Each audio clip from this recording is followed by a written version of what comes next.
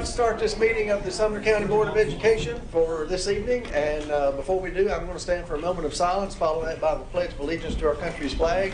Anyone who would like to join me, please feel free to do so.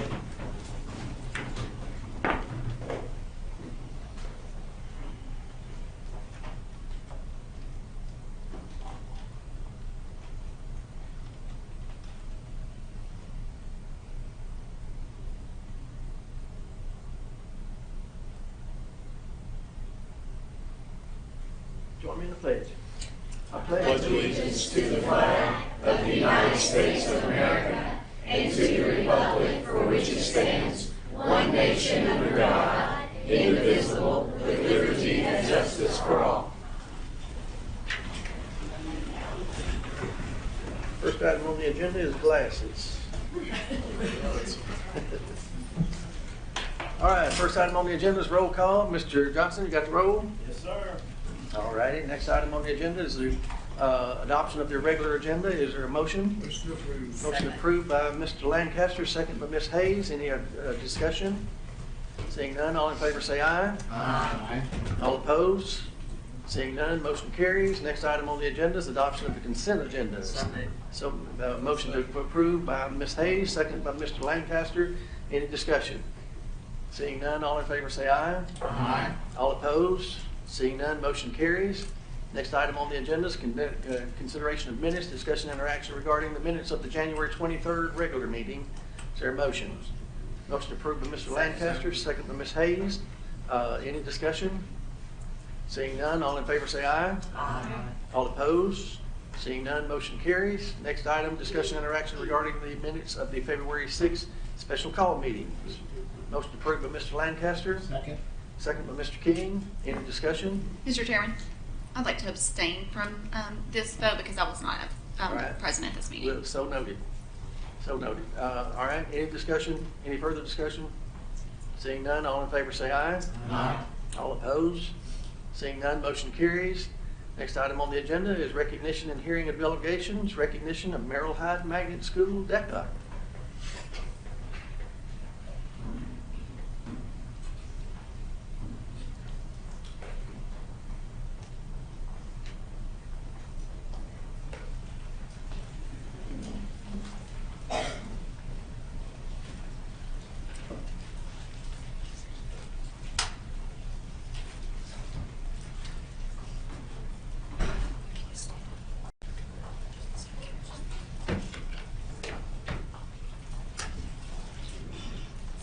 Good evening, ladies and gentlemen. My name is Emily Clemens, CEO of Merrill Hyde DECA. My name is Sarah Chaco, Vice President of Marketing for Merrill Hyde DECA. My name is Mary Scarlett Jones, and I'm the Vice President of Competition for Merrill Hyde DECA. And I'm Elizabeth Marshall, the VP of Merchandising for Merrill Hyde DECA. Today, our focus is directed towards exploring the profound significance of career technical education, commonly referred to as CTE. Within the realm of education, CTE plays a pivotal role in shaping the future workforce by providing students with indispensable knowledge and skills tailored for success in specific industries or occupational fields. It serves as a cornerstone in bridging the gap between academic learning and real-world application, preparing students for a seamless transition into their chosen careers. At the heart of CTE's effectiveness is its emphasis on hands-on training.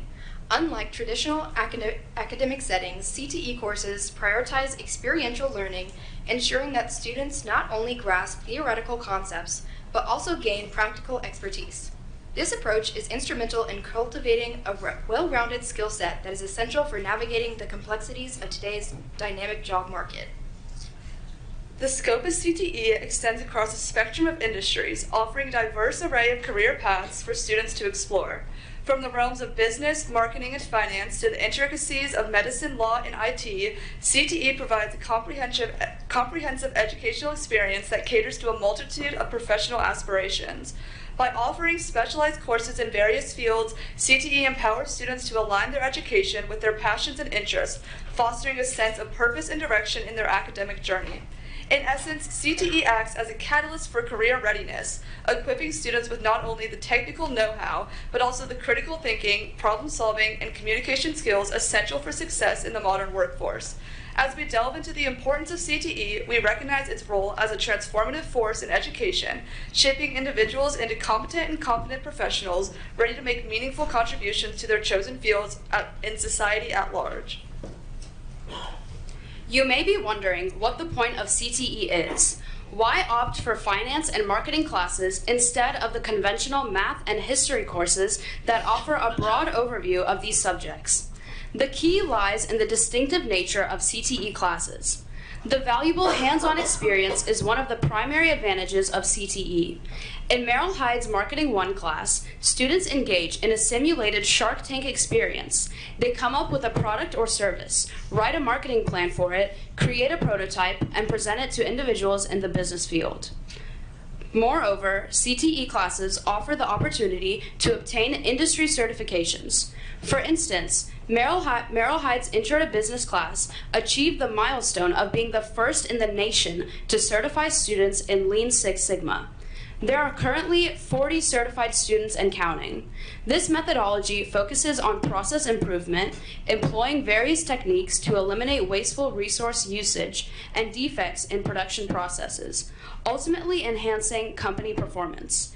Integrating lean management and Six Sigma principles, Lean Six Sigma significantly boosts productivity.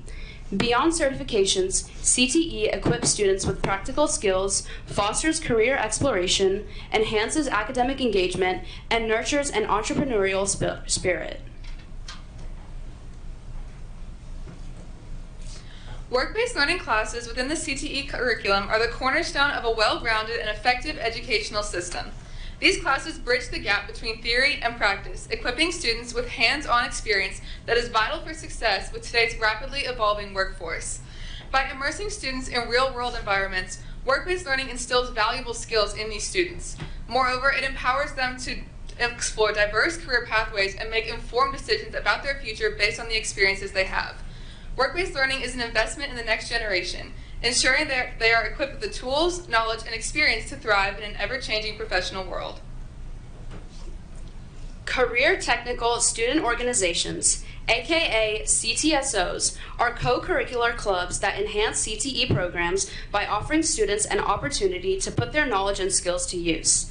CTSOs are beneficial to have in schools because of the real-world experience they can give students. Some examples of CTSOs include HOSA, FFA, FBLA, DECA, and more. Participation in CTSOs offers students a chance to apply their classroom learning in practical and competitive settings, honing their skills and knowledge while showcasing their talents to peers and professionals alike. From business plan competitions to hands-on technical challenges, CTSOs provide a platform for students to demonstrate their expertise, creativity, and innovation. Moreover, CTSOs foster a sense of community and collaboration among students, creating opportunities for networking, mentorship, and friendship. Through collaborative projects, team-building exercises, and leadership roles, students develop essential interpersonal skills, teamwork abilities, and confidence that will serve them well in their future careers. Beyond the personal and professional benefits, CTSOs also play a crucial role in shaping the future of industries and professions by nurturing the next generation of leaders, innovators, and change makers. By empowering students to take ownership of their learning, pursue their passions, and make a positive impact in their communities, CTSOs inspire a lifelong commitment to excellence and service. A specific CTSO that Merrill Hyde utilizes is DECA. DECA has been a part of Merrill Hyde since 2007. DECA prepares emerging leaders and entrepreneurs in marketing, finance, hospitality, and management in high schools and colleges around the globe. DECA upholds values centered around teamwork, integrity, and innovation. At Merrill Hyde DECA, we embody these principles through our dedicated involvement in various community service initiatives. We had our first outreach project in November. Run for Her, a 1-mile race, was dedicated to informing the community about sexual violence in female athletics. Working with individuals in our community, the event was a success. This not only educated the community on a matter important to our competitors, but also fostered a sense of unity during a Saturday morning race. Additionally, we have Project Cashflow. Project Cashflow is an ongoing outreach project. We are addressing middle school's lack of financial education. Recognizing the potential impact on students entering the workforce, 2 Merrill High DECA members developed an interactive presentation focusing on real-life money transactions and financial literacy. Targeting 6th graders, Project Cashflow stimulated practical financial situations, leading to remarkable outcomes. While the pretest revealed an average score of 70% in financial literacy, every student achieved a perfect 100% on the post-test.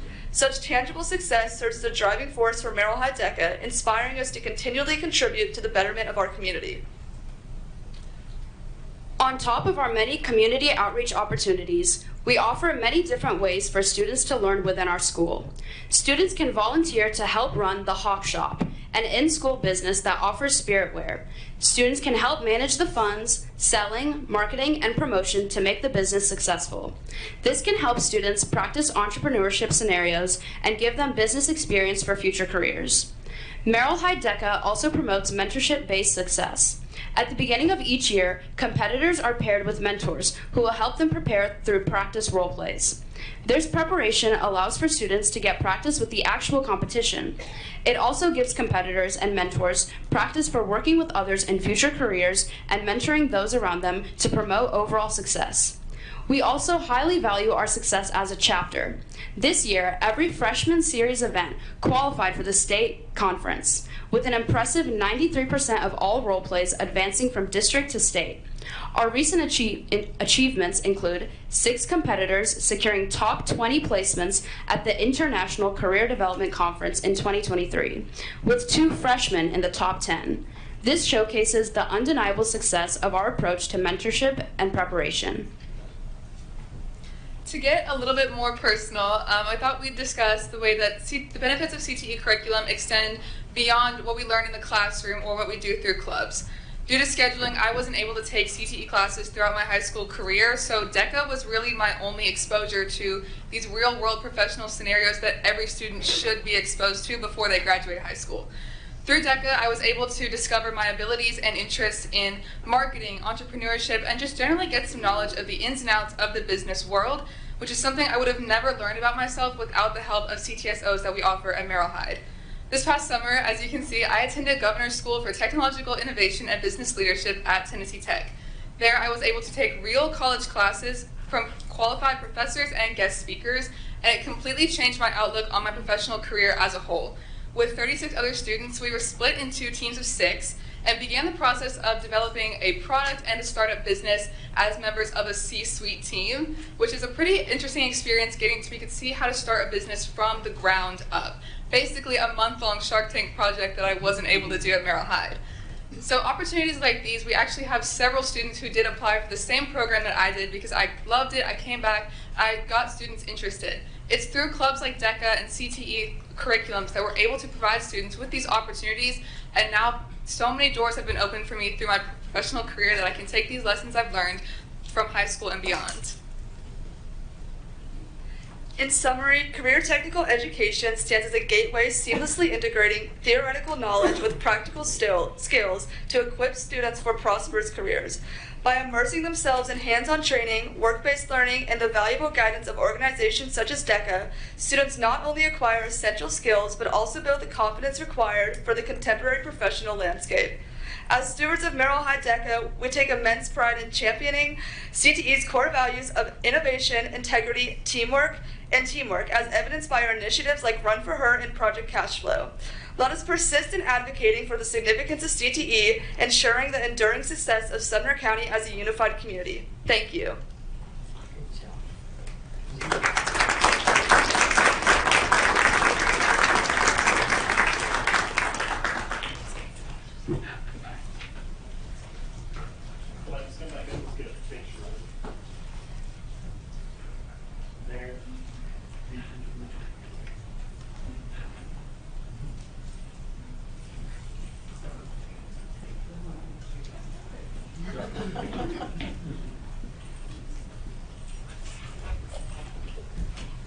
Y'all are talking about Lean Six Sigma, right there. The genius of Lean Six Sigma in Sumner County. And also, we would shout out to, as we Jason Moore right there, we piloted with Amazon just so parents can know Amazon piloted a program that they're now going to use worldwide to teach students Lean Six Sigma, which I'll help benefited from. That's really exciting.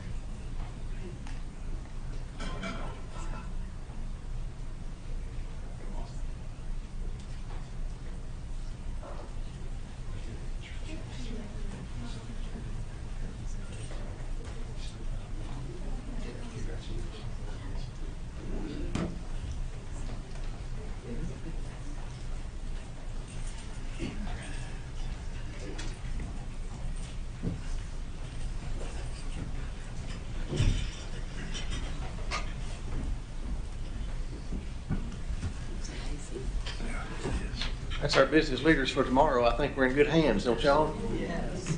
Excellent job.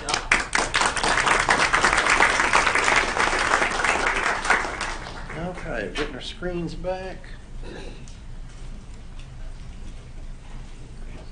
Pretty picture on there. Oh, there we go. All right, recognition. All right. Next item on the agenda is Love the Bus recognition. Come on down. Thank you, Chairman Brewer, Board, Dr. Langford, for having me tonight. Let me introduce myself. I'm Andrew Grasty. I'm the Assistant Director of Schools for Sumner County. I oversee the transportation operation and the fleet services. I have a wonderful, amazing group of team here that we're going to talk about more in a little bit. I want to go over a couple quick facts about our department. We'll talk about them, and then also Love the Bus and what that means. We have a video that's queued up on the screen. We'll play in just a moment.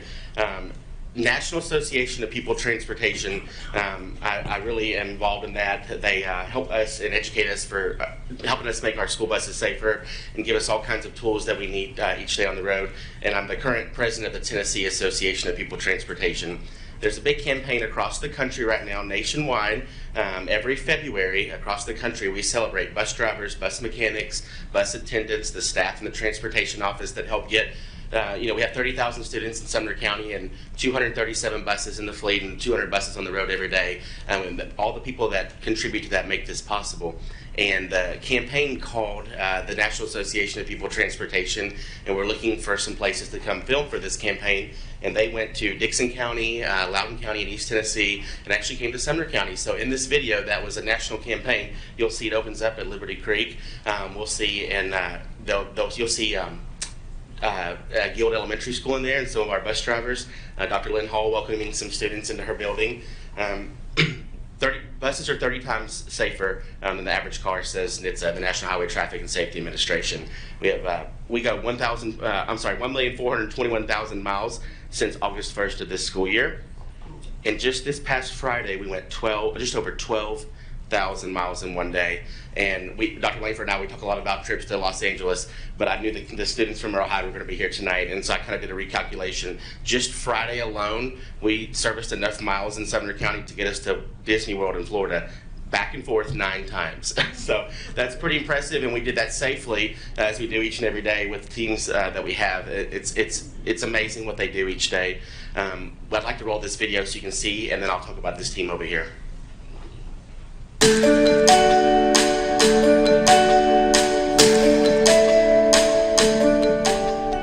We are the face of education. There's no more recognizable symbol in the world of education than a big yellow school bus coming down the road. I love what I do every day, supporting the districts, the charter schools in their mission of safety, of getting our kids to and from school every single day. I think there's a saying in school transportation, once your blood becomes yellow, it never goes back to red. Having the child ride on a school bus, due to the training of the bus drivers, also to the design and specifications of school buses, child's trip is 30 times better than riding in the family car. It's proven out year after year after year after year.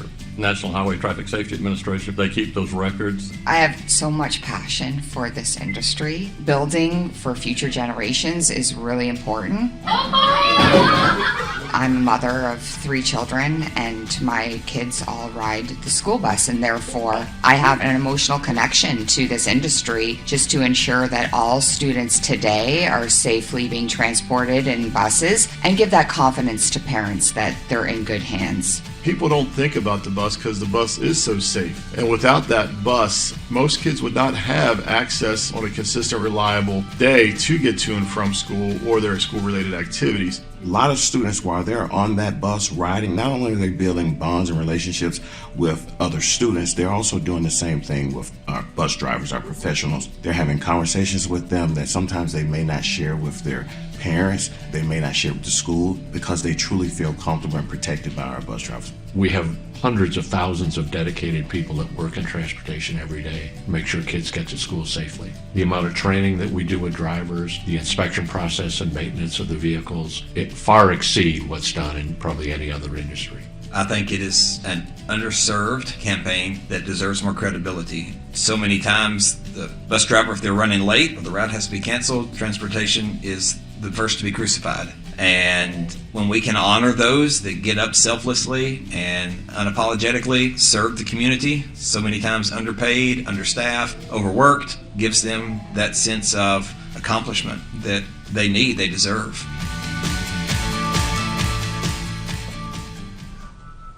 Thank you for sharing that video. As you saw in there, you saw one of the gentlemen talked from the Tennessee Department of Ed about across the state, you know, where it's a national issue that we worked with and we've helped improve here, and we're thankful for the board for that. You know, just over 3 years ago, we were short over 54 bus drivers in Sumner County. This year alone, we've hired over 30. And to the team that represents the whole body of our transportation office that's here tonight, there are counties that they may not have other options, and I don't know what they deal with every day, but that they've canceled bus routes. In my 3 years that I've been here, you've never seen a Sumner County student that didn't get a bus ride every day. And it's because people like this took on extra loads, going back and forth from schools, or covering a route that's not in their area. It's incredible because we get to get our students to school every day, and that's what we're here for. The buses are serviced and inspected every 60 days. If you saw in that video, that's again nationally shown, the Tennessee Highway Patrol was doing a bus inspection. They come in and check our buses as well, and that was in the video with our maintenance team. Speaking of the buses and making sure they're safe, we have a brand new school bus parked out front. You may have seen that when you came in today. You all approved in September. We ordered in October. There has been a national back order and shortages on school buses, so we've had to get a little creative and look at all the new products that are out there.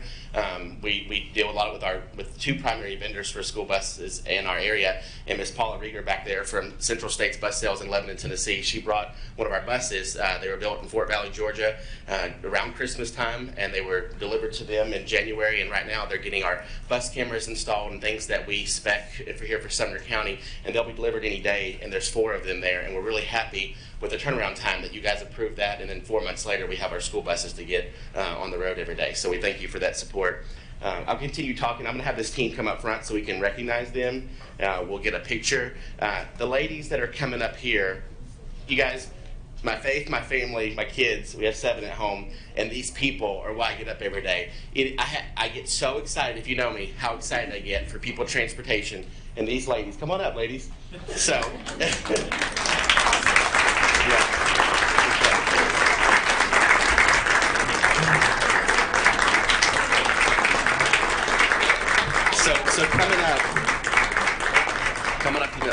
So coming up, the ladies that you see here, they represent our entire transportation department. In this group, we have Miss Rosemary. She's a bus attendant. We have 35 bus attendants in the county to help on our special needs buses. We have 2 ladies here that drive in Gallatin area, and these 2 ladies here, they go through all the Sumner County elementary schools. You saw Little Buster, the training bus in the video. So they operate that. They go to school assemblies and teach students to ride the bus safely. And then all the other ladies that are coming up here, I am just so excited to tell you that every one of these ladies here range from 30 years of service in Sumner County all the way up to 45 years of service with Sumner County Schools.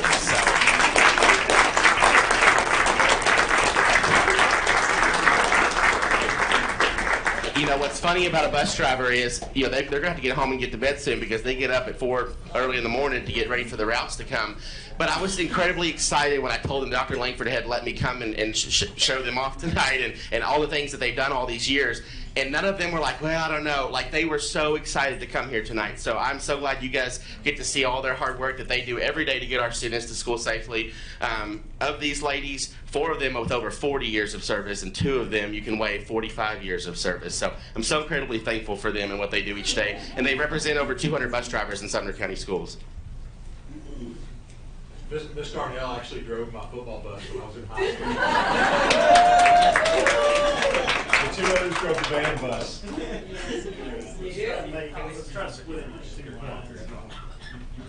That's right. Come on. Come on.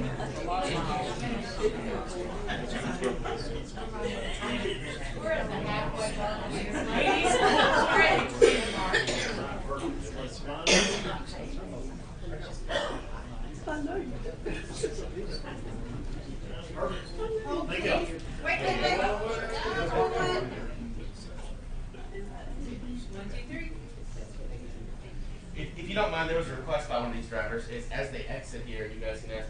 I'm going to read off their names as they exit. They wanted to share how many years of service they have with each other. All right. Miss Susie Pemberton with over 30 years. Susie. Miss Pam Harris with over 30 years of service. Pam. Tracy Richardson's not in with us tonight. She had an obligation with Tracy, over 31 years. Miss Peggy Grubbs, over 31 years. Miss Bobby Onderud, she's our station camp and Hendersonville supervisor. She's not with us tonight, over 31 years. Pam Chastain, 32 years. Debbie Anderson, 34 years, almost 35. Teresa Kraft, 37 and a half years. Miss Pat Scott, 37 and a half years. Miss Stephanie Jernigan, 39 and a half years. Miss Becky Bandy, 43 and a half years. And Miss Madeline Darnell, 45 years. And Miss Barbara Henderson, 45 years. So these two ladies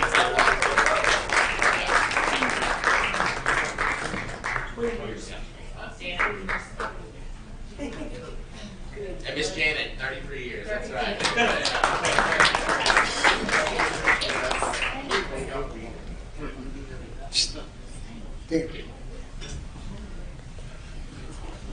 Mr. Wise. Thank you, sir. Some of you ladies probably don't know, but one of you in your midst used to be, and I can say used to be, a really good softball player. And if you want proof, I think it's the right eye. Look over her right eye, and probably the imprint, the scar of the softball threads are still there. In a church softball game, she was my catcher. And she wouldn't let me take her out of the game. Hey, dedication.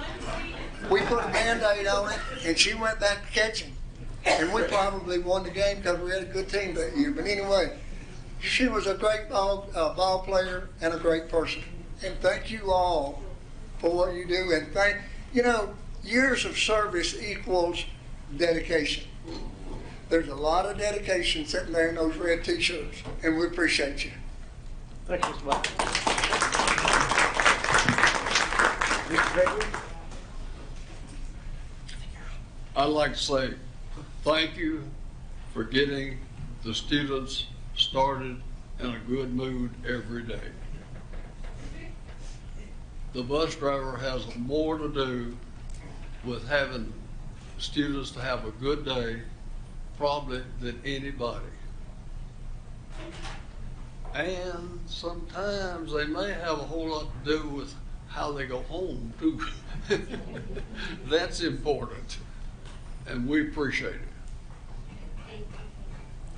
Thank you, Mr. Greger.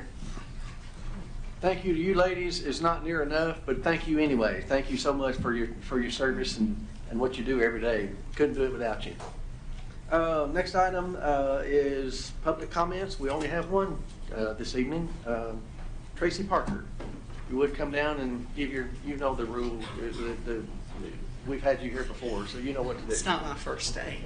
My name's Tracy Parker. I live at 1110 Woodvale Drive in Gallatin. I came to speak about the old business agenda item about the library board policies. When that was discussed at the study session, Mr. Lancaster was concerned because there's several bills before the legislature right now on a variety of different ways that will affect that. And I've studied on that and I've followed them in the legislature, and I don't really know that we have any way of controlling any of those things.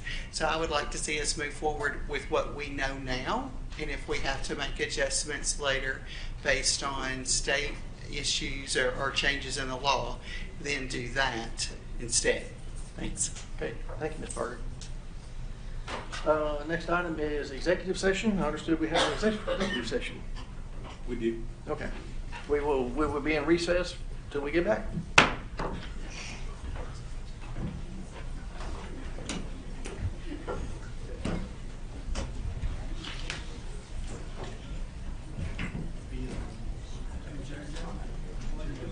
Yeah.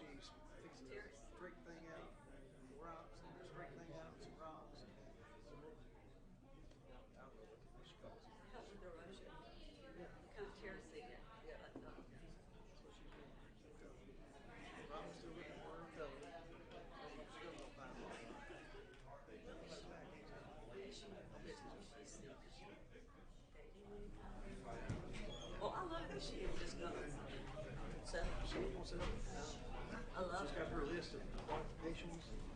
I know she knows about it.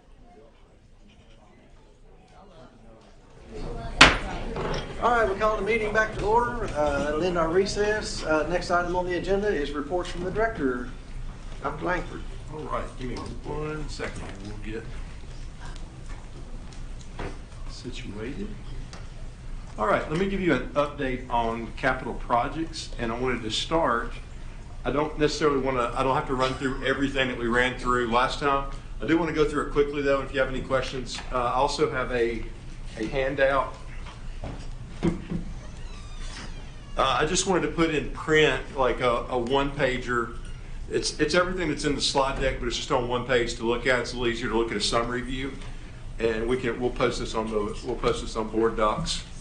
But this is just a capture of all the recommended phase 1 projects, and basically what we'll be asking for tonight is this isn't like a carte blanche approval of all these projects. Every project has to come back through the board and be approved. This is just asking for your feedback and vote on whether this is the path that we want to choose, because securing bids and preparing for all this work is time consuming, and if we want to go in a different direction, it's easier, it's better for us as we finish out this school year. It's better if we know the direction that we want to go on. So let me run through. I'll run through real quickly the slide deck and then just see if you have any questions.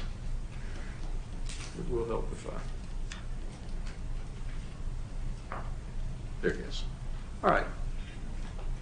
So, again, as we said all along, their goal is to have the least impact on our students, families, and fans, work together with the community to meet short and long-term needs, get it right, as these stadiums will last approximately 75 years, address the needs of each campus, and lift the heavy burden off of booster clubs for building athletic facilities.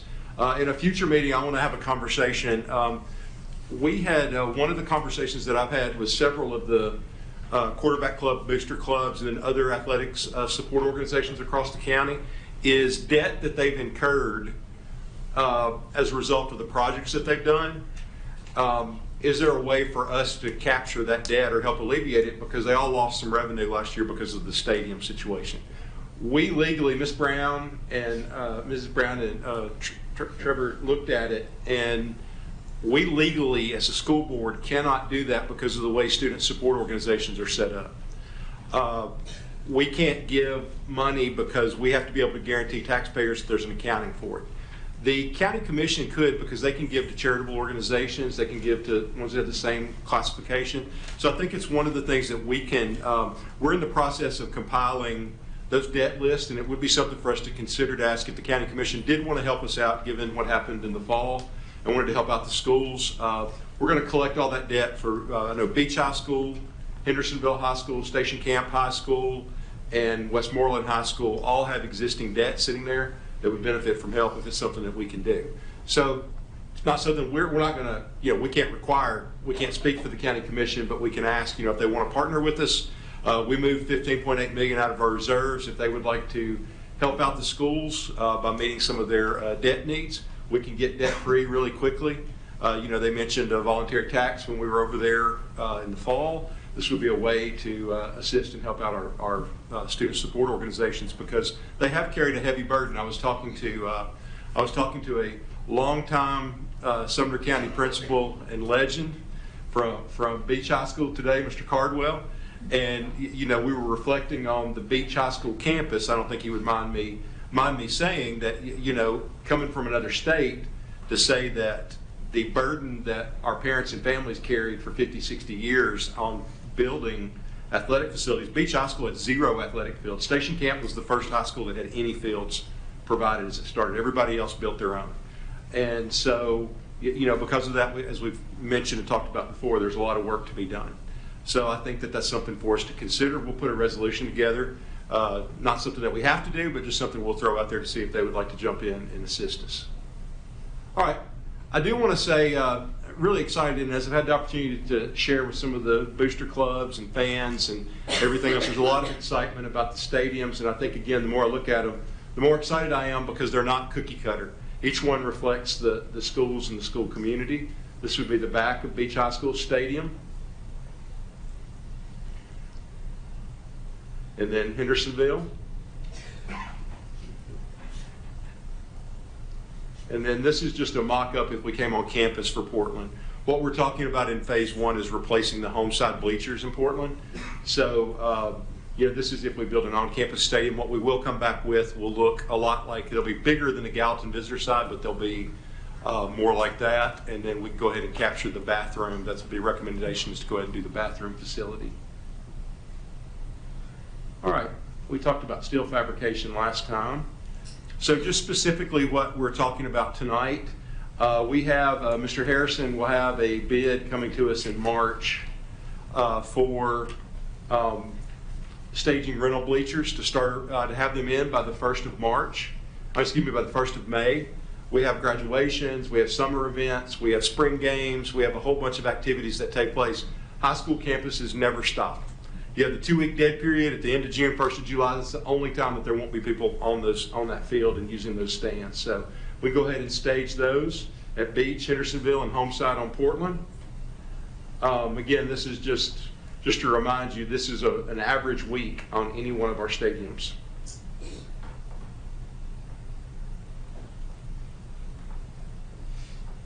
Okay. Again, looking at staging these to begin after football season is over to begin construction on the stadiums.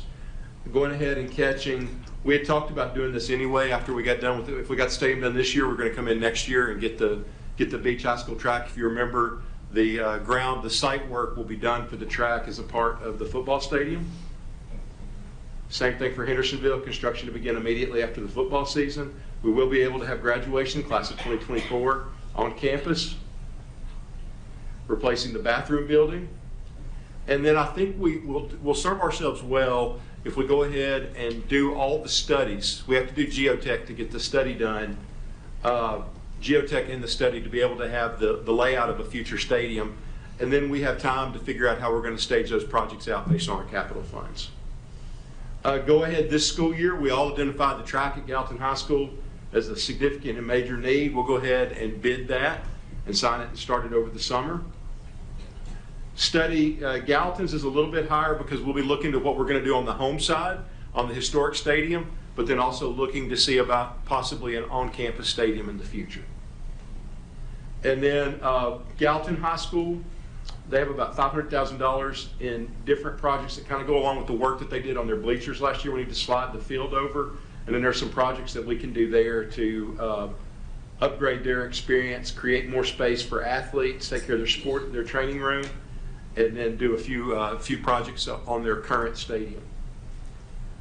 Station Camp, replacing the track, and also studying the irrigation and drainage issues there to make sure that you know, before we put the track in, we need to know, is it $500,000 to fix the irrigation and drainage? Is it $50,000? That could determine the type of playing surface that we put in there long term for Station Camp. And then Merrill High tennis courts. This hits a couple of needs. You know, we put this on phase one on the back end, but you know, if we don't have Merrill High's won 3 straight state championships in tennis, and they have to travel to play tennis. It also helps a school like Beach High School that currently doesn't have a place to play. It gives more tennis courts in the area for several other schools. You know, it's interesting. The city manager of Orlando, or the mayor of Orlando, reached out to Dr. Woods after our last meeting. So Portland High School is going to provide nets for the Orlando tennis courts. They've been using them for a while. But you know, tennis, if we're going to continue to play tennis in Sumner County, we're going to have to prioritize tennis courts at some point because we have very few, and a lot of the parks are switching to pickleball courts. Dr. Langford, can you take a question? Yes. Mr. Lancaster. Yes. Going back to just something I noticed, why is the Station Camp track so much less than the Gallatin track? That's like 2.3 versus $1 million. That just seems like a huge. A lot of the infrastructure is already there. It's already laid out for a track, and it's got the stadium and everything. The Gallatin one includes seating for 1,000, lighting, building the track and everything. So it's a lot more extensive, and you're having to do all the ground and site work from scratch to, you know, the existing track just needs to be bulldozed. You're not going to be able to Station Camp's going to stay at the football field. Right, so right. You're basically replacing the surfacing and then upgrading the drainage and that kind of stuff. Okay. So it's a lot less intensive. So I guess it's safe to say that the beach track, whenever it comes on, will be closer to the Gallatin cost versus the Stations. Well, it should be less because the Gallatin one also includes all the site work. We'll have in the bid for the football stadium the site work for the beach track, so the dirt work will already be done. And that's pretty extensive. So we'll get a better idea when we get a bid on the Gallatin track, exactly what we're looking at. But I would say somewhere in between. I think Gallatin would be on the high end, Station Camp would be on the low end. I think Beaches would come in somewhere in between. And the thought process is still to do the beach track with there's no benefit of moving it up and doing it, you know, with this 23-24 stuff. Yeah, I don't think we could because the site work's pretty extensive there. Okay. I think we'd be better served to, when we have all that equipment there for the football stadium, to go ahead and do the track then. Otherwise, we'd be bringing all that equipment and stuff out twice. Right. Okay. I know those kids really want on campus. Well, and you know, if you talk to Mike Brown, our county AD, managing conflict over tracks. Yeah, that's. It's a contact sport. Yeah. Right. No, I mean, I had no idea track was a contact sport, but getting track from what I've heard, you know, this past week, yes, it is. getting track space, well, when you're compressed to basically, 3 tracks for the entire county, you look at the number of kids that are doing track across country now, it's just tight. We got to have more tracks. And I'm like you, Mr. Lancaster, I want them as quickly as possible. Thank you, Mr. Lancaster. All right, let's see. And then good news is Andy Brown's team's been able to do most of the repairs already at White House, so we'll get the structural engineer to come and look. And if she signs off on it, then we'll be good to go in White House. And it probably won't cost anywhere near $50,000, but I'll have to get more detail. We'll have to see, like once she signs off, she may say that we need to do some other things, so we'll leave that on there for now. And then also, as we mentioned on the others, go ahead and do a geotech study. If you remember, our White House Stadium is in Robertson County, and the prospects of spending a couple $1 million in Robertson County, there's no way now with the development that's taking place around the White House, there's no longer trees and park-like. It's apartments and houses, and it's going to be next to impossible to. We already have had a bunch of problems over the years with break-in and things like that, because a concession stand has sometimes $50,000 or $100,000 worth of equipment in it, and securing that is an issue. So we're going to spend a couple $1 million on the stadium. We need to bring it back to Sumner County and have everything there on campus. And then Westmoreland this year, they had about $30,000 in projects that they wanted to get done this year in athletics. And so they had some others on their dream sheet, but Westmoreland really, their campus, they've had a lot of upgrades over the years, and their stadium athletic facilities are in really good shape. If you drive the campus, Westmoreland's campus is beautiful. And so, but $50,000 will help as an initial investment just to help them stay on top of their maintenance and capital needs. All right, we've emphasized from the start that our athletic trainers need more space, they need more equipment. This will be a run to get the new stadiums will include training rooms in them, but we want to go ahead and upgrade the equipment because all trainers have to maintain 2 spaces really. They have to maintain a space for outdoor sports, especially football, where you have 100, 125 kids usually out there where there's constant injuries, but also, like the number 2 sport in sports for concussions is girls soccer. Also played at the same time as football. So they need an outdoor space, and then during basketball season, volleyball, they also need an indoor space. And you kind of see different injuries and things like that. So most of our schools are running kind of 2 trainer spaces. This will give them the requisite equipment so that it's not a tale of 2 cities. It also help to upgrade. Like if you go in Merrill Hyde's training room, if you go in Gallatin High School's training room, they need an extensive amount of work, and we want to kind of level the playing field, make sure they've all got the same stuff, and begin to move towards better, more professional. If you look and try to go get physical training, the wait time is long and it's expensive, and our trainers meet the needs of our student athletes and save our parents a significant amount of money. Middle school band, this was something that we were going to put in the budget for next year. I think that there's a good opportunity, since we're not going to be able to get all the stadiums done this year, to move forward and catch the band items this year, and then as we shift some of the stadium capital needs to next year. I've had several band directors and others reach out, and so I need to do a little bit more study. My initial thought was, let's give each middle school $100,000 and let them buy the equipment that they need. I've had some input from some band directors and band leaders in the area that we might be able to do better pooling that money and having a mix between the school and central. I need to get a lot more feedback on that before we make any kind of decision. And again, I'm just showing you the direction. We'll come back. Obviously, we're not going to be able to spend $1.3 million on band instruments without it coming back before the board. But I do think that, as we've traveled around and met with principals and schools and talked to band directors, the feedback is that a huge obstacle to kids getting involved in band is that 6th grade point of being able to get an instrument and being able to afford it. Parents don't oftentimes want to invest what it costs to get started in band if they're not sure, because 6th graders are interested in everything, and we want them to be interested, and we want them to try everything. There's a kid at my church that's on the Beach High School football team. He's in the chorus and he's in the band and he's a Boy Scout. Eventually he'll have to pick a couple things, but I love the fact that all through elementary, middle school, he's done a little bit of everything to see exactly where he wants to go in high school. Okay, so we're looking at that total project list comes out to about $8.84 million, including the architectural and design fees that we've already paid, which leaves us about $6.16 million of our initial 15. If we do all the phase 1 projects, it'll leave us about 6.16 that'll roll into capital projects for next year. Do you have any questions? Ms. Andrews? As we're talking about the geotech surveys and so forth, is there like a lifespan on those? So like we do them, they're good for so long before we have to consider doing them again? The only thing that would change it is if there was some kind of like, massive work done to the dirt and soil, because they're typically looking at what does the soil need to break, so it would require like an earthquake or. Okay, so they have longevity to them. Yeah.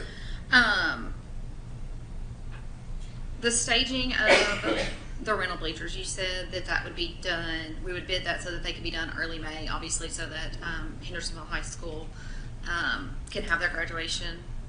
I just want to say that I'm excited about that. I know that was one thing that, I asked about a couple of times when they first came, when we were having the bleacher issues, is what are they going to do about graduation, because that is such a tradition at HHS. With the temporary press boxes and so forth, will that also be included within that same time frame, or are we going to look to doing those closer to August when you're looking at? That'll be Mr. Harrison. I'll have to look and see if we can get them. I would prefer to have it all done, because I'd like it to be a trial run, because some of the stadiums, like for instance Hendersonville and Beach with jumbotrons, it's not easy to set up all that sound and video equipment, and we would like to do that once instead of doing it in May and then having to unhook it. We should be able to secure these temporary press boxes, and so I prefer to do that once. I don't, Mr. Harrison, you have an idea? I don't know if you have an idea about time frame on turnaround for those. It's all inclusive, so the bid is going to include the bleachers. There's also a separate platform that the temporary structure will sit on top of, and I'm getting details on specifics of that, but we will buy the unit ourselves, and then the bleacher company will install that, secure it to the platform, and make it safe for people to go in and out of. Okay, and then also for the restroom facilities, will those also be done so that we would have use of those throughout the summer as well? Or We'll have to check on that, Ms. Hale. I can't give you an answer on that right now. We'll have to check on availability and cost and everything like that, because we do have some existing bathroom facilities on the campuses. So I would anticipate that being more of a closer to the school. Closer to the time. Mm-hmm. I just know that I'm anticipating questions with those, so I'd like to just make sure that I have. And one of the, after getting feedback from some quarterback club members and other people that use the stadiums a lot, one of the things that we're putting into the bid is greater support. Originally I was talking to a group of fans, or a group of boosters last week, and I mentioned that we at least got to have that under the student section, because if you go to Beach in Hendersonville, they jump around a lot, and then somebody mentioned yes, but some of us older fans are a little heavier, and we also need the support. So I did not say that, but better support will be better for everybody, and so and then checking it also for accessibility.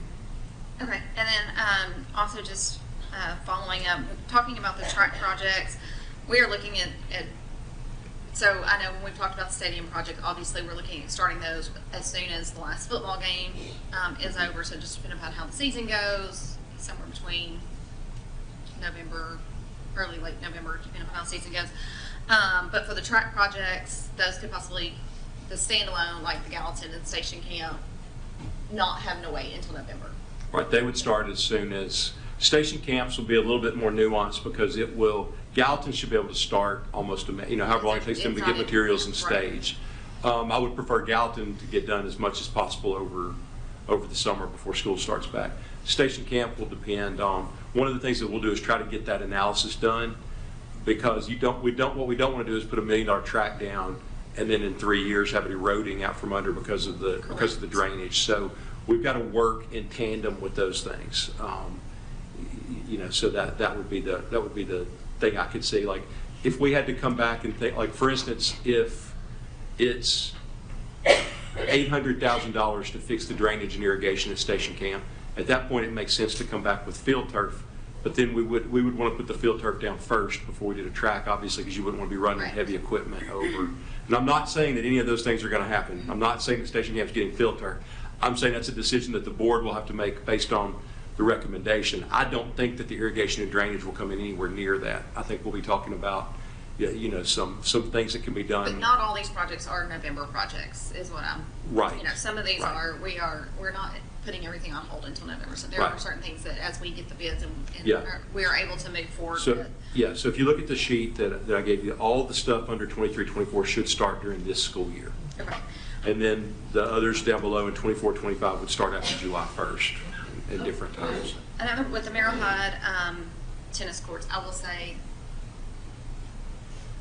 this may be an ignorant question, and I'll accept that if it is. But pickleball is becoming very popular. Obviously, as you said, they are. You know, most of the city parks are going to that.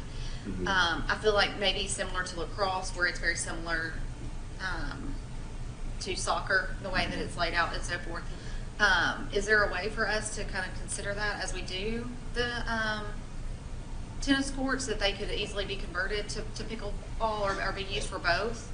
Yeah, I have no idea, but we can certainly look at it. Just anticipating for the future. I don't, you know, again, I don't know if they use the exact same course or this, you know, or if it's a little bit different, but it's essentially the same thing that I know we've done. Yeah. Had taken into consideration with lacrosse coming to do, you know, but you can play, I think, soccer on a lacrosse field, but maybe not lacrosse on a soccer field as well. I think, Ms. Andrews, what you'll find is that the moment we build these tennis courts at Merrill Hyde, we're going to realize how short we are on tennis courts. Correct. Because it's going to be the same thing as tracks. You know, there are very few places in Sumner County that you can play tennis now. Right. But we still have a significant number of kids that play tennis, and they're good. So I think that, you know, we can certainly look at alternative uses, but I feel like, I know, for instance, like talking to Mr. Powell, that Beach would shift their tennis team to Merrill Hyde, and then, you know, probably like you'd see a school like White House shift. Correct. I just want to anticipate, you know, so if it's cheaper on the front end to go ahead and anticipate being able to have dual uses, to go ahead and do that on the front end versus. Yeah, I don't know enough about pickleball. I don't either, so. So I can't even venture a guess on that. Okay. Thank you. Thank you, Ms. Andrews. Mr. Graham. Thank you, Mr. Chairman. Yeah, August through October of last year seems like forever ago, and also like yesterday at the same time. When we had an urgency to pass the $15 million, we had a whole lot laid out in phase one for that. Now that we're shifting the $6.163 million to next year's budget, has anything been added that wasn't previously in that $15 million request? The middle school band instruments. That's it? I think everything else is the same. What's that? I mean, yeah, we mentioned having training rooms as a part of the football stadium processes, so we would be adding, you know, because we were talking about catching the training rooms with each stadium that we built. So now we're talking about leveling the playing field across the counties for all. So I mean, I guess you could say that we're adding, like for instance, we weren't planning on buying training stuff for what we presented in October for Westmoreland or Station Camp or some of those. So now we're looking at providing some resources to them that weren't there. We didn't have the capital for Westmoreland High School, the $50,000 for Westmoreland High School. Pretty much everything, obviously the staging, the rental bleachers and the temporary press boxes.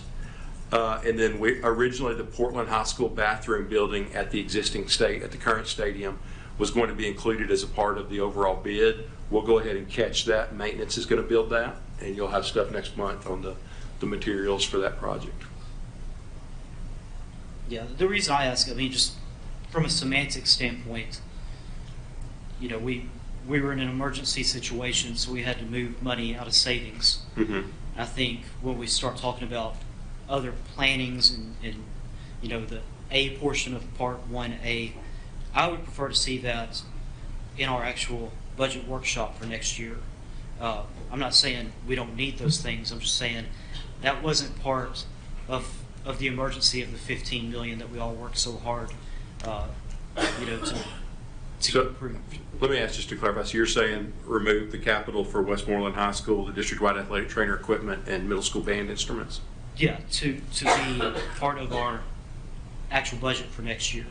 Yeah, I mean that's why I'm sharing. It's whatever the will of the board is. So I'm happy to. I just think in good faith, you know, we all had an opinion, but I think in good faith, our opinion was we had this emergency situation. we had a reality that was upon us, and because of that, we wanted to dip into our reserves to fix that reality. And now that reality is not going to come to fruition as quickly as we'd like it to. I don't want it to look like a bait and switch or rope-a-dope, right? Well, I would describe it differently, and certainly the board can do whatever. My recommendation would be is that part of our budget conversation was going to be, and I think we've all shared this enough, is to begin to address not just the needs of athletics, but also fine arts. So for instance, for me, if we had planned to put money in next year for fine arts capital projects like instruments, since we're not going to be able to spend the $15 million, I understand what you're saying about what we presented in October, but I think, when you face, or when you're working through massive capital projects as we are, you're always going to hit timing and delay issues. We've got the opportunity to do, if we wait, then we run a whole year of kids not having access to these band instruments. So, or the training equipment, or the capital projects for Westmoreland High School. I think that, we moved the $15.8 million to address athletic facilities, so certainly the band instruments don't fall into that. I think everything else does, but I think it's certainly a good conversation point for the board, and ultimately, whatever y'all decide, we will do. Yeah, and I wouldn't be opposed to a separate resolution to ask to divert funds for those band instruments. To me, and I know we have delays, and if I told you I'm understanding of that, I'm not, because I went back and looked at the law. To me, the law clearly says if there's a construction project over $50,000, you got to get, the competitive bids. Well, you're looking at Williamson County's law. They have a different purchasing policy. Yeah, we did. I promise you, I read it too. I read the same thing. And, we can ask Amanda and Trevor because they've interpreted the same thing. But what you shared on Facebook was actually Williamson County's policy. It's what the comptroller stated as Tennessee state law. Right, but what you posted was Williamson County's policy, which is different than ours. The comptroller did reference Williamson County's purchasing policy. They also referenced state law. They did. Right. And I'm just saying that I disagree with your interpretation. Okay. Well, I'm just saying I disagree with you because we just, built 2 beautiful campuses. We're in the process of building a 3rd. At this point, I think we would know what does constitute construction, what doesn't constitute construction, and we would have had, the bids out there. I don't think we're talking about the same thing because we're talking about construction versus construction materials. And most of the state of Tennessee was purchasing construction materials on purchasing cooperatives. We're not the only district that was looking to do that. And everybody is looking now to try to work around it because of the new comptroller's interpretation. Well, you and I will continue to disagree on that. That's fine. Mr. Graham. Ms. Hawkins?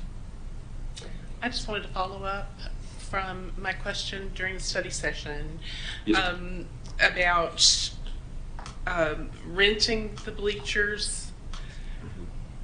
And here's where I'm coming from. We will ultimately have 3 brand new bleachers built, not rental, not temporary, but permanent bleachers eventually. I guess I have a problem with renting. Especially since in the future, past those 3 permanent structures, we're going to be needing more bleachers, right? For like flag football fields, other sporting events, we're going to be purchasing bleachers later on for those, which probably aren't going to be the size of the football stadiums. Right. So I just wanted to ask if, instead of paying this money to rent bleachers, to have them assembled and to be strong enough to hold, jumping up and down students and adults, if there is a way to go ahead and make that investment that we're going to be making later on for these bleachers, to use as temporary bleachers, because obviously rental bleachers can be assembled, disassembled, and used again. Is there a way to be able to actually make an investment into those materials for our temporary situation, so that we can disassemble them, own them ourselves, and then use them for those bleachers later on for flag football, for lacrosse, I guess I'm just trying to be, Yeah. get around having to spend money and not have anything to show for it other Right. than the use of it. Right, and I wish that there was an easy answer for that. I know that, one of the things is I think we would hit the same issue is that that steel that's used in those rental bleachers was all fabricated, and you would have to get to, you're talking about at Beach High School, you're talking about 3,000 to 3,500 seats on the home side and 1,500 or so on the visitor side. So you're talking about, like, if we were talking about a soccer field or a middle school football field or something like that, we could absolutely buy those bleachers. I will tell you that the ones that we rented, not the ones that we staged at Beach and White House last year, but the ones that we did at Hendersonville and Portland, especially at Hendersonville, we had one Williamson, because it was on the visitor side, we had one Williamson County team that did $7,000 worth of damage to the rental bleachers, $6,000 or $7,000 worth of damage to the rental bleachers jumping on them. They're not built for, the ones that we could get are not built for that kind of use that you get at a football field, and I don't think you could get them in the volume without having to hit the same problem. Basically we'd be in this position, if we could get the steel fabricated to have bleachers that we could use as temporary, we would have the steel to get fabricated to put in for the stadium, and I think that's the problem that we face. I would love, and I will tell you, Andy Brown is not here tonight, but if Andy can squeeze 9 cents out of a dime, and Andy even said, because originally Andy was a huge fan of buying bleachers versus renting them, and he came back after last year and said, we just have to rent them because you can't do. Was that my analogy? Yeah, I don't think that one worked the way you wanted. I made it up on the fly. I'm just like, yeah, it's not. I'm going to squeeze 11 cents out of a dime. Yeah, okay. Andy can squeeze 11 cents. Well, he's going to squeeze 11, but he's only going to give you 9 back. Thank you, Ms. Hawkins. Continue on. Okay. Dr. Langford. I think that's really that's it for. That's it because my recommendation is to continue with option 1. Can we get another question from Ms. Andrews? Do we need to vote on this tonight? It's on the agenda to vote on option, 'cause on we're phase not on that phase yet. 1. We're Right. on- Right. Yeah. All right. I had one other question. Yes, ma'am. Have the schools who are waiting for their bleachers to be built, have they given an input as to what they want to do? Do they want to spend this money for rental bleachers as opposed to the other option being to have an away game instead of a home game? Well, I think, you're talking about a massive loss to their athletic programs because they're running, for instance, if you take one of the schools, the concessions and everything else funds all their, it's a big contributor to funding either the band or the different athletic programs that use it. So you're also talking about squeezing a large number of schools. It would be track times 1,000 because you wouldn't have any grass on any of the existing fields if we played 3 or 4 schools at each school. And I think that they would, I've never had any of the boosters or fans or parents from any of those schools suggest, let's just take a year and, and I think I think you saw it last year. Beach went to White House because they really didn't want to play at Liberty Creek or Station Camp. I think does that summarize that pretty well?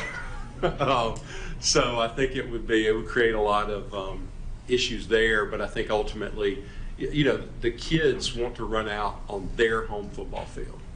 The band wants to march on their home football field to cheer. The questions that I got is when we stage the bleachers, can we leave enough room for the cheerleaders to have their normal place to cheer? Because last year they were on the sideline and they were well removed from the fans. I've gotten a lot more questions like that, but never a question about do we want to play somewhere else besides our home field. Mr. Lancaster. Going back to the station camp, just one quick second, because the track, I know we're planning on bidding that in what's the time? Probably May, June. So then it'll be after football season, right? Because you can't put that track in while football season.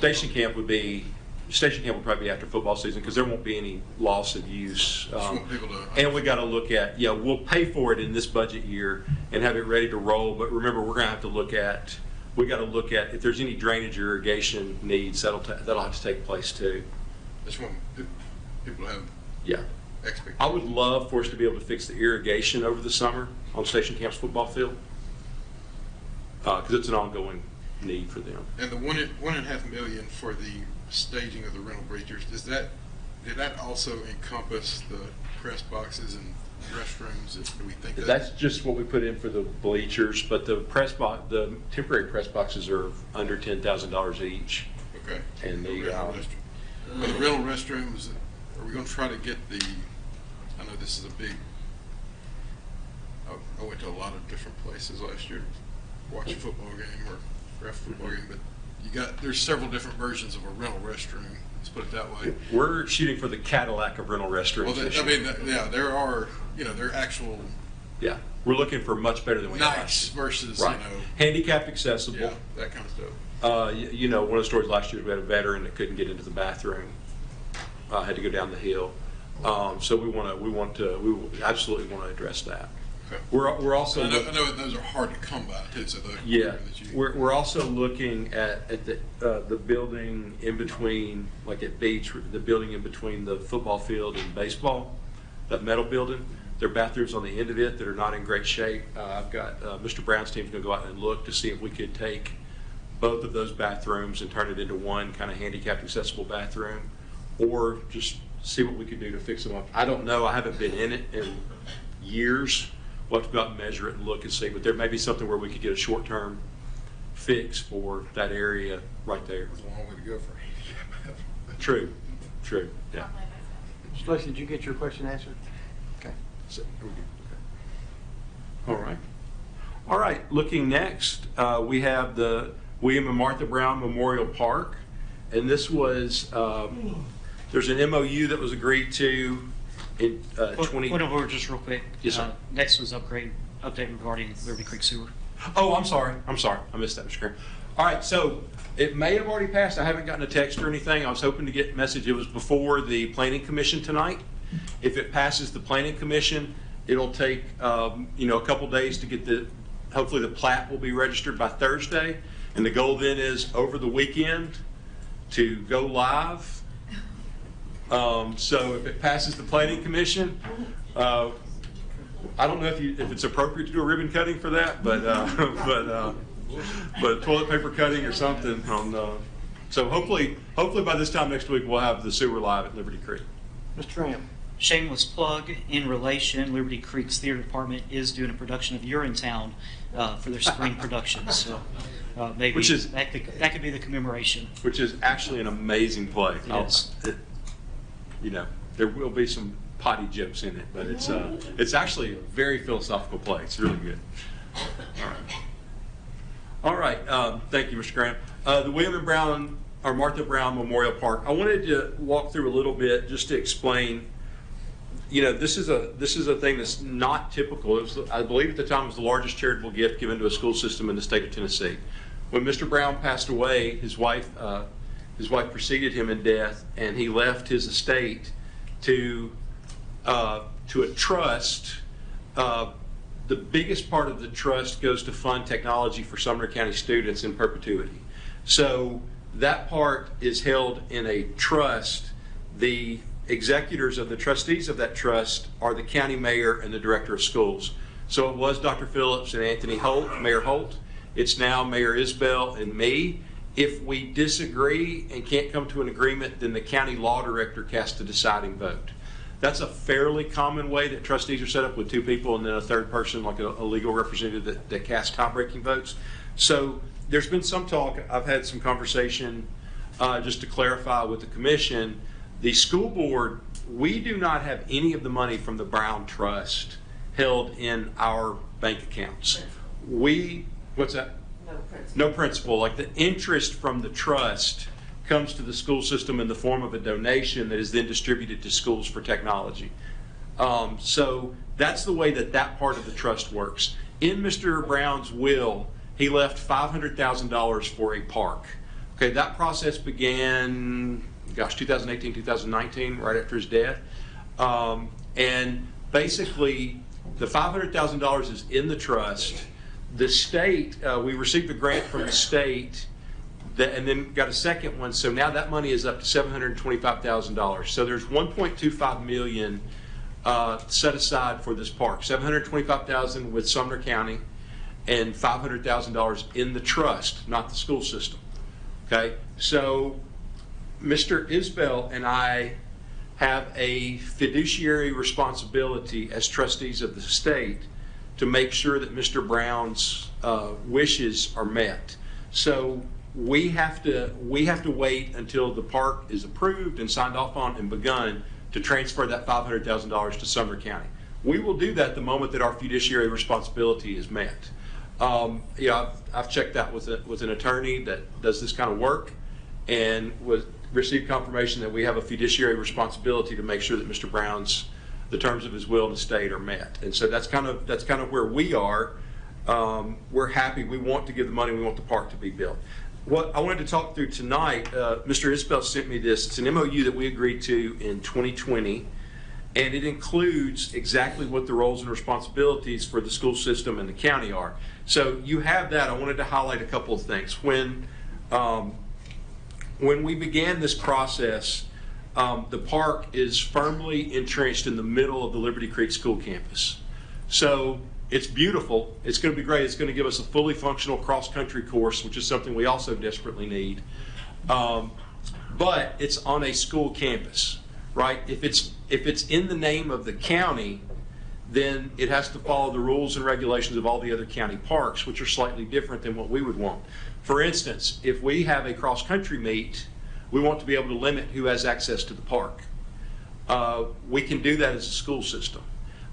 We want to limit who can be in the park. We will have more stringent rules. Like if we have elementary schools that are there for some function, we want to be able to close the park to everybody because, we have to consider the safety of the kids, and we want to restrict who has access to it. So what was put into the MOU voted on in 2020 is that the day-to-day operation and setting the hours of the operation and routine maintenance will belong to Sumner County Schools. The county will contribute the dollar amounts in there. It's $25,000 and something that the Sumner County will contribute each year to us to help take care of the maintenance of the park. That'll include covering the cost of mowing.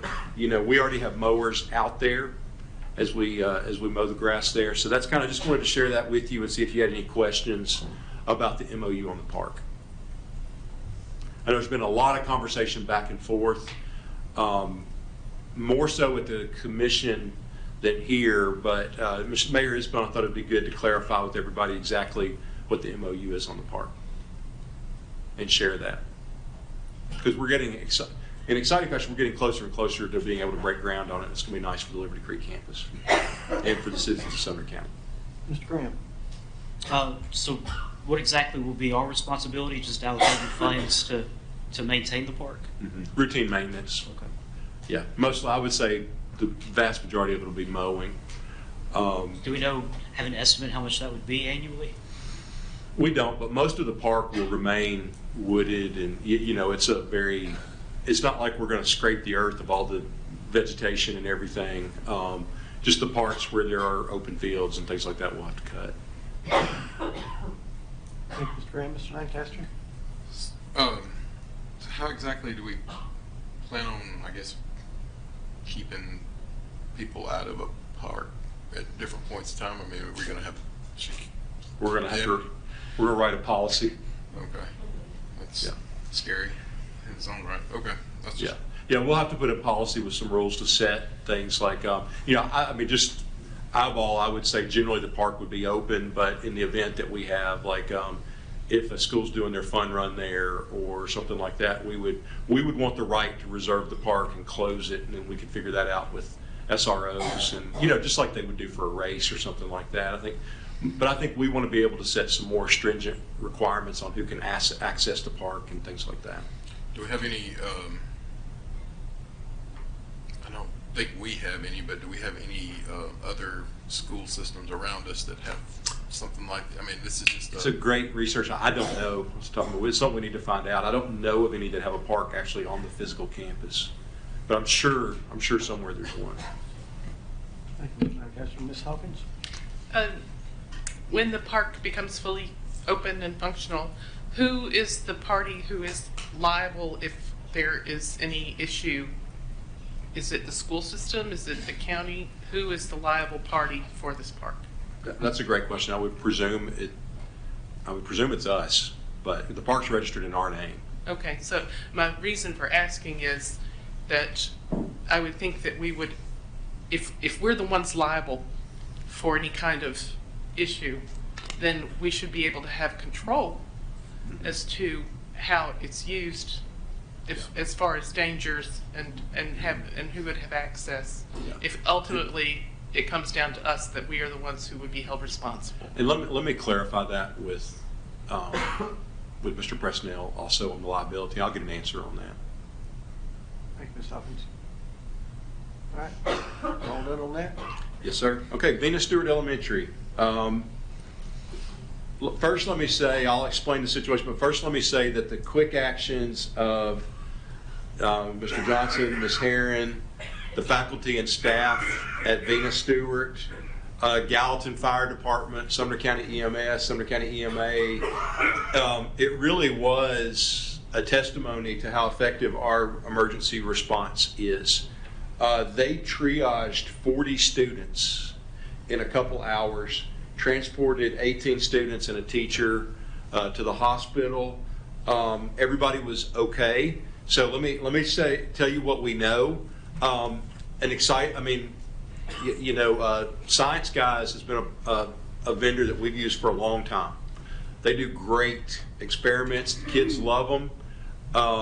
So I think, and I appreciate several of you reached out to me and said, hey, let's not ban all outside groups coming in to work with our kids because of one incident.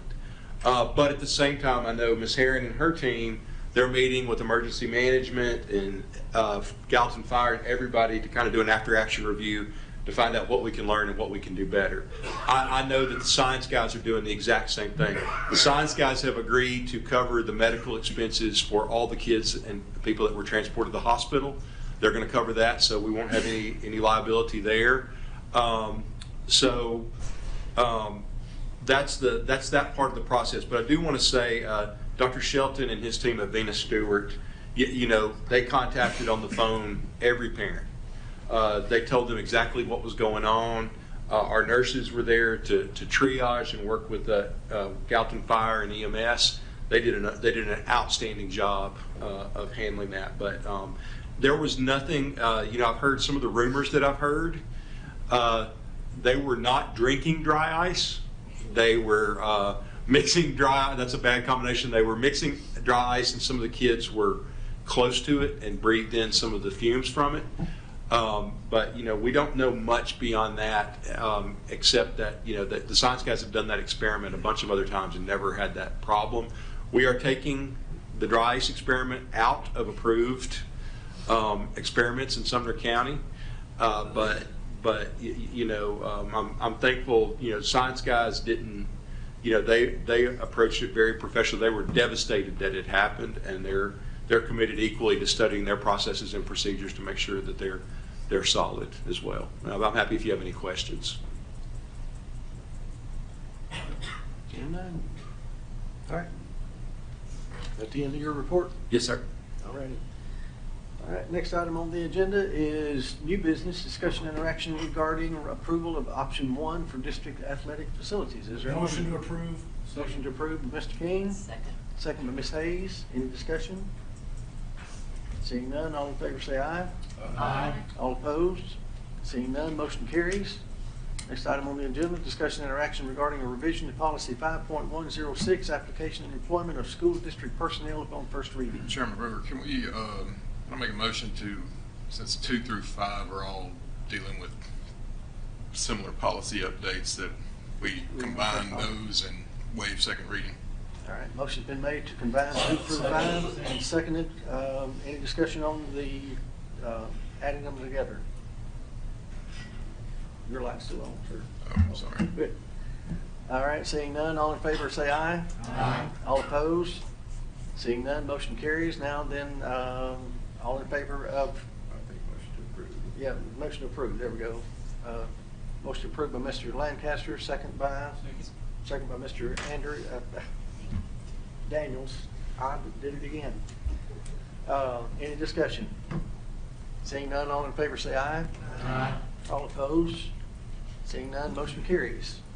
Next item on the agenda, discussion interaction regarding a revision to policy 4.403, library materials upon first reading.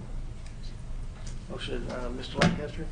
Yeah, this is the one, I know Ms. Parker spoke on it, and but we do have legislation that would significantly change our current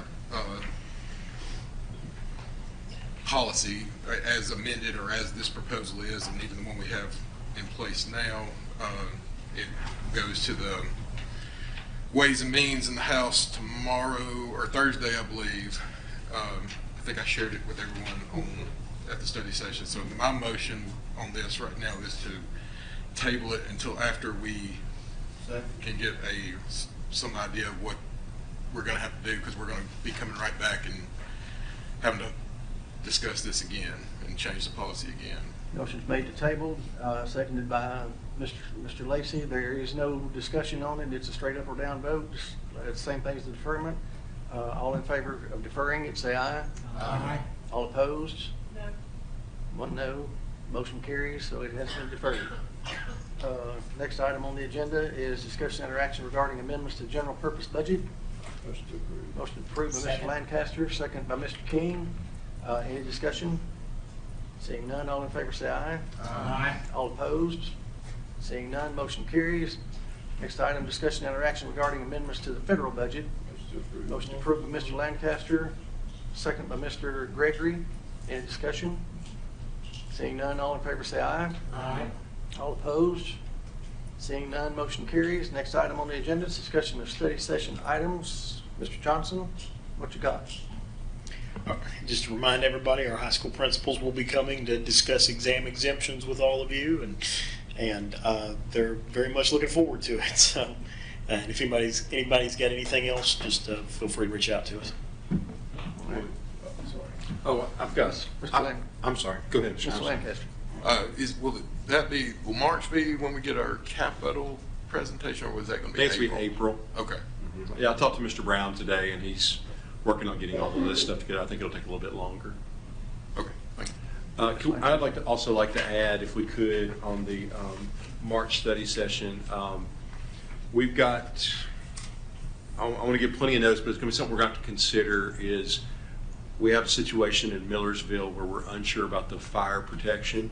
And we're going to need, I don't know what the right action is. I'm hopeful by the time we get to the study session that everything will be sorted out. I've talked to the city manager of Goodlettsville, and they're going to provide coverage to guarantee that Millersville Elementary will have coverage, but that's kind of a word of mouth thing. I'd like for us to, hopefully we'll have everything worked out in Millersville by the study session, but it is something I'd like for us to at least look at, and we'll look at an MOU possibly with them. Thank you, Dr. Langford. Next item on the agenda is communication with board members. Mr. Lacy, you want to start us off tonight? All right, Mr. Gregory? No comment. Mr. Graham? Thank you, Mr. Chairman. There's something on my heart that I want to talk about, and I think, there's not a good term for it. I'm going to call it douchebaggery. I think in the midst of election season, sometimes we all forget that people who we oppose and people who oppose us are our neighbors. And I've been guilty of it too, and if I've said anything impolite to anybody on social media or otherwise, I genuinely apologize. But I've seen some banter that I think is going to make it kind of hard for us to get business done between a chairman of a committee and the director of our schools. And I've seen words like fascist loosely used. And I just don't think that's going to be productive to anything. And so I know everyone up here, every one of our names has been burned in effigy at some point. That's sort of, I think we all share, we're a band of brothers and sisters where that's concerned. There's always somebody who doesn't like something or agree with something that we do. And as been stated to me many times, we're held to a higher standard. And so I would encourage all of us, myself included, and our director of schools not to engage in that kind of banter and not to loosely use words like fascist, especially regarding a man. You know, the post that it was in regard to, I disagree with the post as well. I'll publicly say it. I didn't like the post. I disagree with the post. I respectfully disagree with the post. But it's a post from a man who is simply stating his convictions in his heart. A man who served his country, is decorated, was a public school teacher for a number of years. I just don't think it's right to try to loop together, no matter what side that you're on, I don't think it's right to loop together any group of people and try to villainize them. Debate, discuss, deliberate ideologies, be passionate about it. I mean, I appreciate the passion that everybody has. I've got two opponents in this room right now. One of them is very passionate. I respect her immensely. I'll state that publicly all day long. But we got to calm this down, and we got to be leaders. And there's going to be a lot of loud voices and chatter on social media. But the 11 of us plus our director, I think we can do a better job of not participating in that. That's all. Mr. Graham, Mr. Wise? Along those lines, I just want to make it public, I'm not a communist. Thank you, Mr. Wise. Mr. Daniels? I got nothing. Thank you, Mr. Daniels. Ms. Hawkins?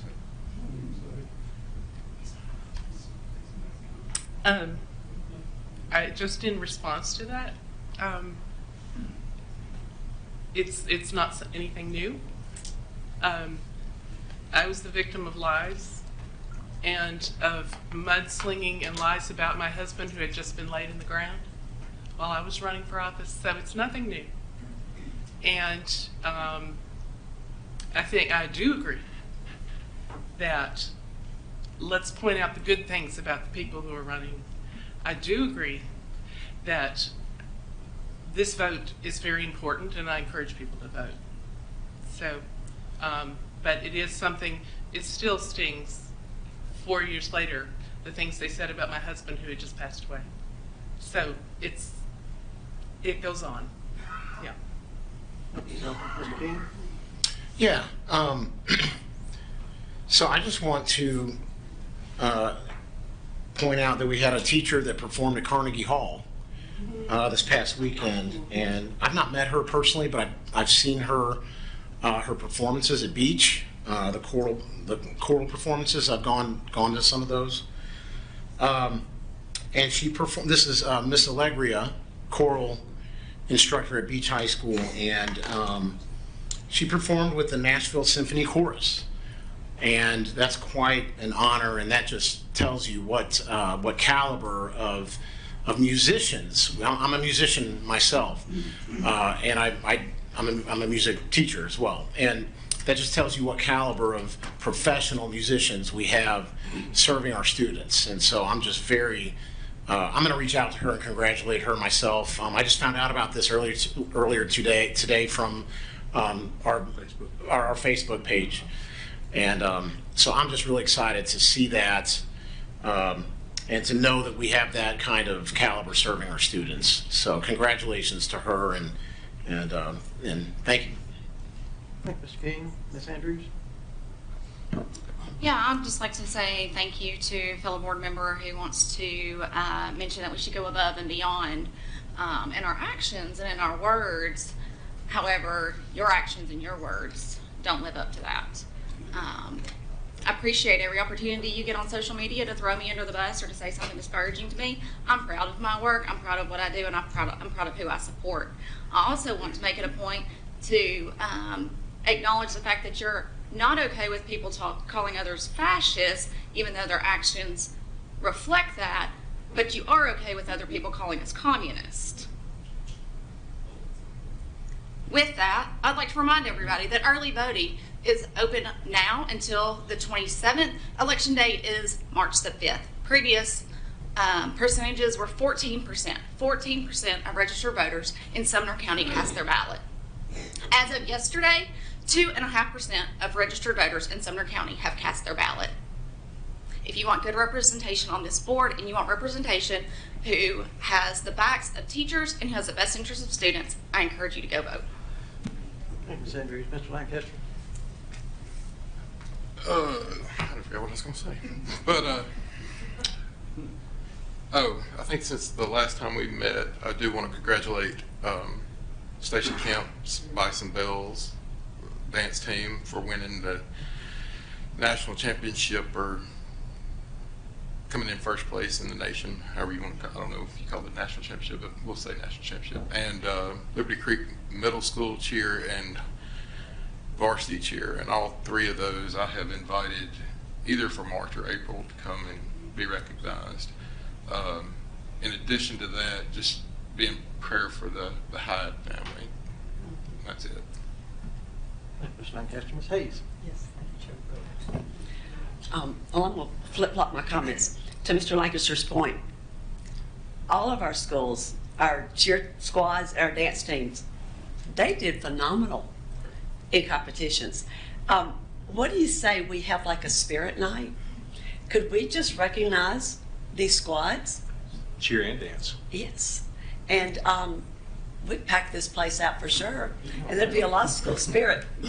But, you know, I know we all try to get our schools recognized, represented when they have national awards, but I think that would be fun if we could just get them even all on the same page. So, Mr. Johnson, if that's something that is workable, that'd be a great fun night. I guess it was a week or so ago, Chairman Brewer and I were invited to attend Hendersonville High School's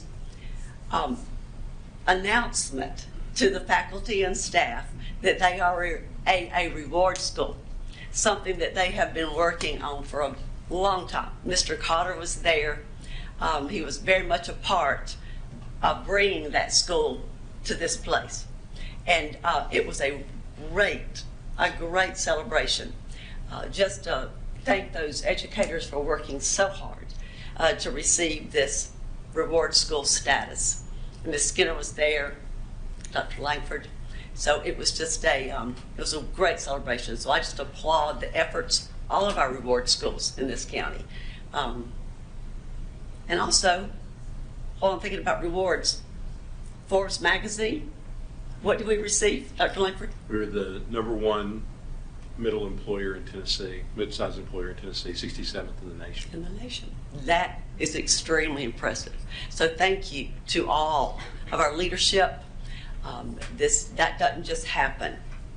That takes work. It takes buy-in by this community, by the county commission, by the school board. But that is to be applauded. So thank you. Thank you, Ms. Hayes. I was reaching for my button. I don't have a button anymore. So I missed my button. It was just like a button to me.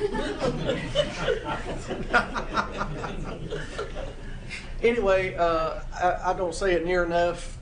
Thank you to all our staff, our teachers, all the employees of this organization that is the backbone of it, that makes it run every day, that gets up every day and just comes to work and just wanting to do their job and take their paycheck and go home and take care of their families. Thank you very much. God bless you. And with that, we are adjourned.